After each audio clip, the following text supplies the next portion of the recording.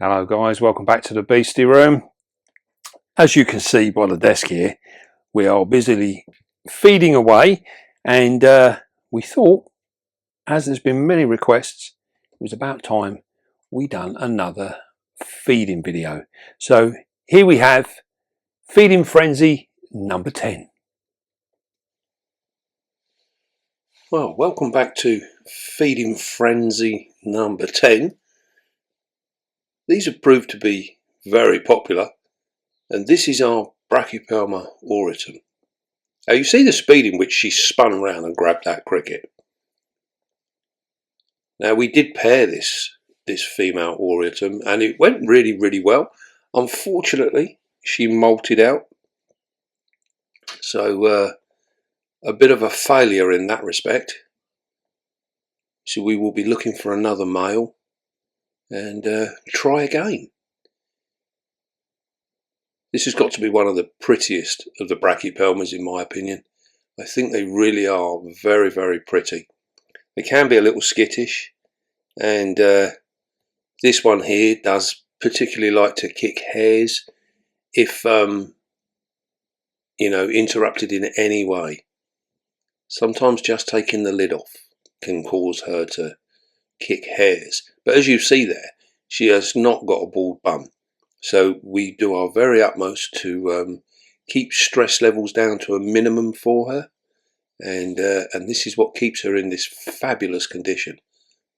She is absolutely stunning, and you can see there the orange on the knees, which is where they get their name, the flame knee.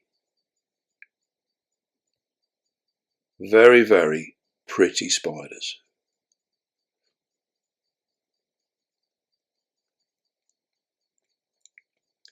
Now here we go for something entirely different.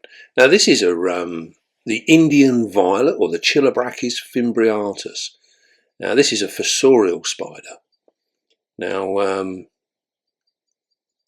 this girl here spends much of her time up on the surface, and we found that although they are a fossorial spider, they will actually build more in the way of things like web tunnels. See how slowly she comes around, very cautiously. That is rather a large meal for this girl, and as you can see there, we're trying to get a little bit of weight on her. She's in good condition, but I'd like to see just a little bit more on the abdomen, just a tiny bit. So we're giving her a few big meals. So what we're using there are female dubia roaches, and these will really boost her up. Another thing that's really good for boosting them up is freshly molted giant hissers, and we use the freshly molted ones because they are very soft. If you can catch them in the white stage, they are completely soft, so they're very easy meals. You can see she's pulled that one in there now. She'll have no trouble with it. She'll be able to take care of that, no worries at all. And you can see that really nice striping on the abdomen and the gold carapace. A very striking spider, and often seen out. For a fossorial spider, these guys are often out and about.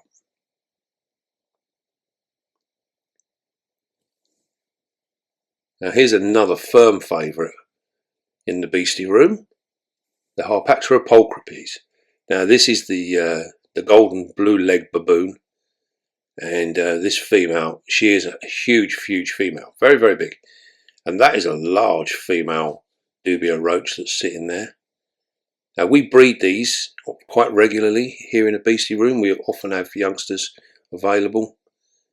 They are a very striking spider, and as terms of old world spiders, these make, I think, a really good introduction into old world spiders, because they can have quite the attitude, but by the same token they're relatively easy to look after, and many of them are quite laid back. Unfortunately, the camera does not pick up that steely blue. They are really beautiful legs on these guys. Yeah, a great introduction to old world spiders, and they do make some fantastic webbing.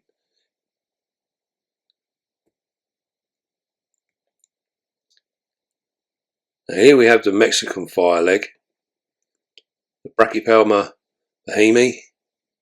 Again, what a striking spider.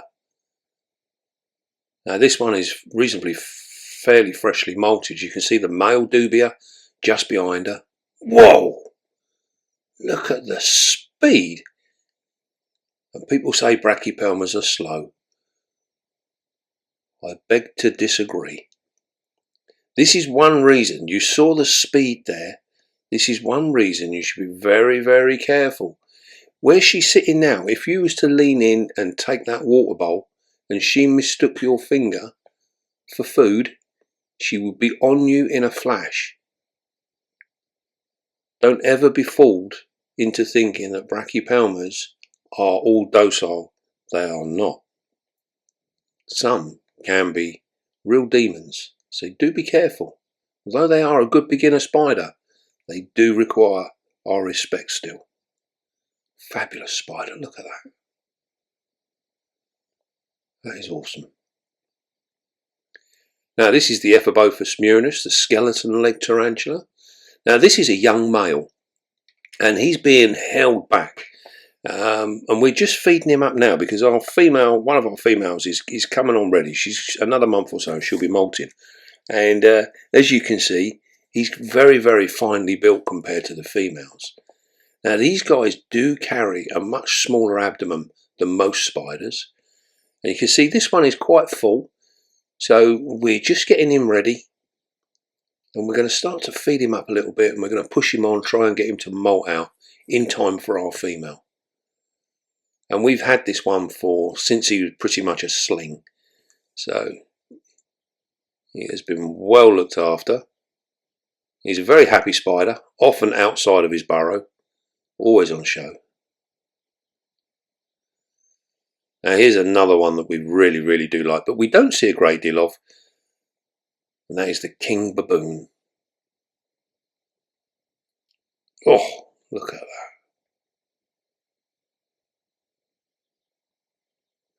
Beautiful colouring, but a very shy spider.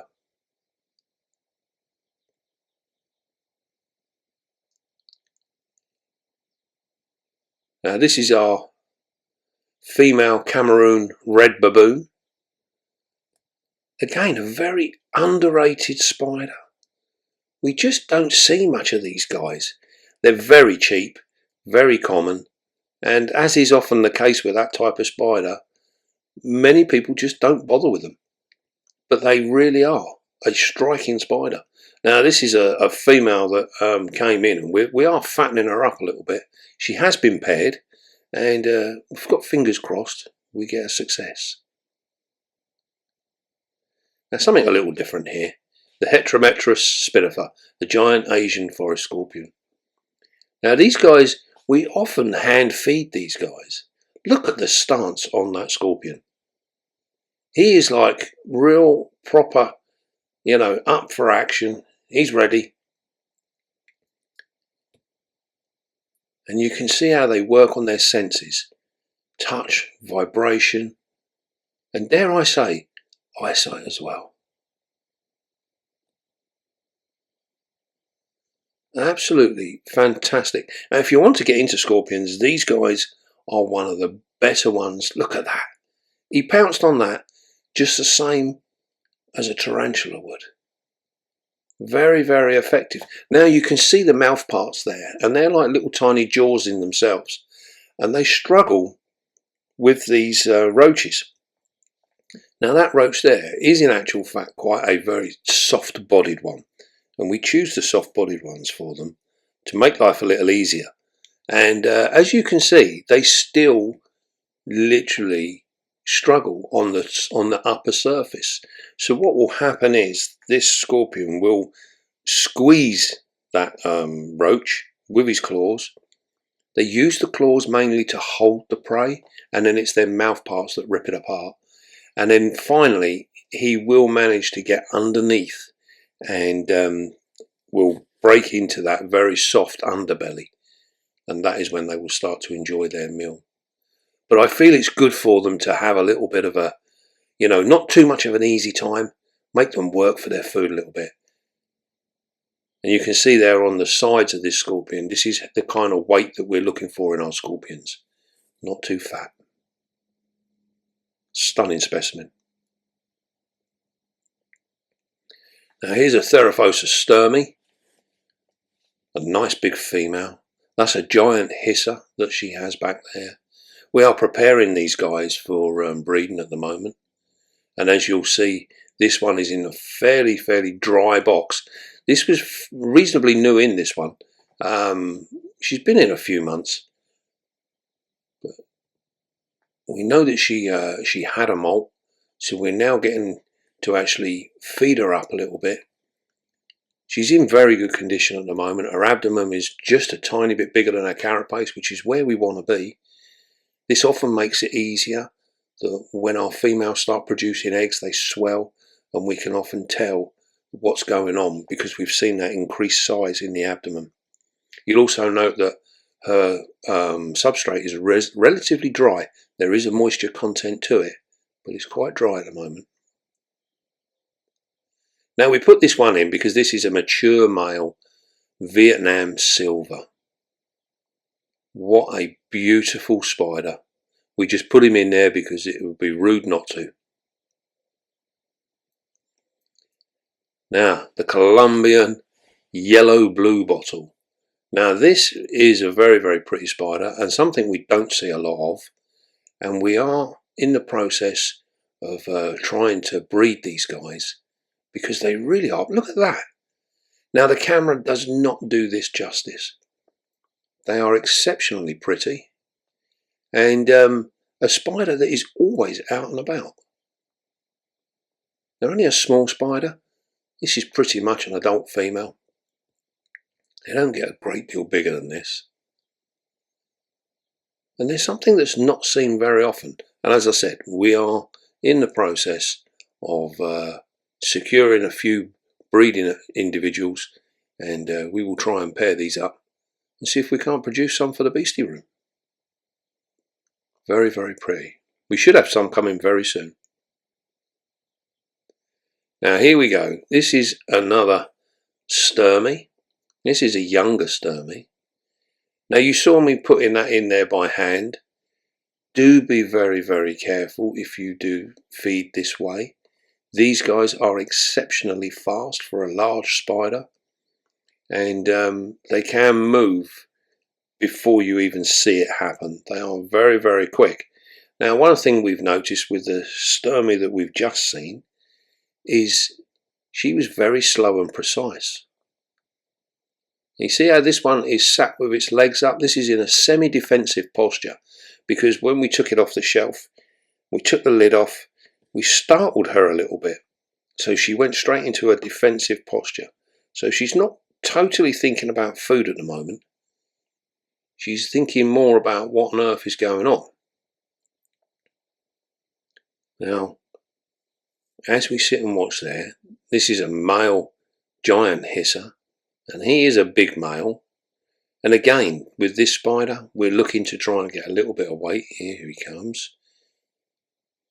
You see how it just puts one foot on the roach? The roach freezes.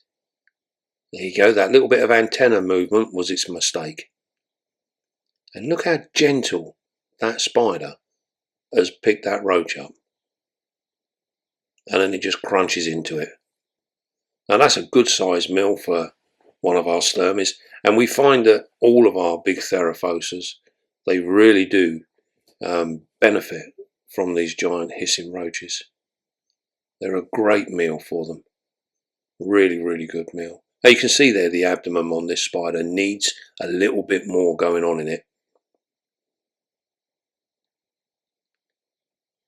Again, this was a spider that's recently came in, and we do sometimes get them like this. Sometimes it's a funny thing. We sometimes get them come in where they've been overfed and they're absolutely huge, and we need to diet them down a little bit. And then we get others that just haven't got that weight on them at all, and this is one of those. So we need to gradually build this up. We can't rush it. We need to take our time and slowly build it up. But this spider will enter into our breeding program and join the other individuals, and hopefully maybe next year we should have some successes with these guys. Fabulous. Now this is a really cool one. The bluefoot baboon. The Idothele mira. What a fabulous little spider this is. Whoa, look at that. Straight out and back down again. That's all we're going to see of that one. Right, well, I hope you enjoyed that. Just a pretty basic feeding video, to be fair. We had some nice ones in there. The bluefoot baboon, the mira, that was really nice. We do like our trapdoors, and we've got a couple more in the room that we will try and catch on film. Get them. Be good to see some of them in action. And also, the other impressive thing that I liked actually was the scorpion, the giant Asian forest scorpion. That was really cool. And you'd have seen that when you watched that, and we were talking about that on the video, it showed where their mouth parts are like two separate pincers that come out either side, and they have a real job to actually get a hold of them roaches. So they have to work them round and then get into that soft underbelly and break it open, and that's the only way they can actually get to feed them. And all scorpions feed that same way. So it's important that if you've got your scorpions there, try and give them some soft bodied things. So things like big crickets and stuff like that are ideal because they can tear them up real easy. But the roaches, they really have to work for. So we keep an eye on ours and we make them work every now and again. And this is good for them. Don't want to get them too easy or they get fat. We don't want them getting fat, do we? Right, and we saw some nice brackies there as well. The colour, unfortunately, we need to have a little look in our camera and try and work out how we can get an actual colour from our filming, because sometimes the camera does not pick up the vibrancy of some of these spiders. The golden blue leg baboon, that is in real life, that is a real steely blue. It's really, really bright. On camera, it looks quite dull. So yeah, you're probably, sometimes you might sit there and think, well, my one looks a lot brighter than that. The film does not pick it up. It doesn't do it justice at all. Right, well, that being said, I hope you enjoyed the video. We will have another one in a month or so, a couple of months' time. We'll probably do another one. Try some new spiders. We've got many new spiders in the room at the moment that we've never shown before. So it may be time to showcase a couple of those. Right then, don't forget, be calm, be gentle, and love your spider. And I'll see you soon, guys.